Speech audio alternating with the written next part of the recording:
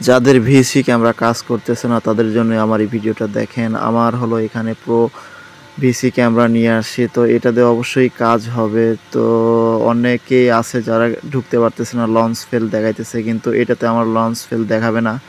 এটা হলো প্রো একটা ভার্সন। তো আমি ইমুতে দেখাইতেছি, গত ভিডিওতে আমি দেখাইছি মেসেঞ্জারে, এবার ইমুতে দেখাই। তো দেখতে পাচ্ছেন যে ইমুতে ঢুকলাম, তো আমি একজনকে এখন আপনাদেরকে কল দিয়ে দেখাইতেছি যে আসলে কাজ হয় কি না। তো আসলে যে কল দিলাম দেখেন, তো অবশ্যই বুঝতে পারবেন যে এটা কাজ হয় কি না।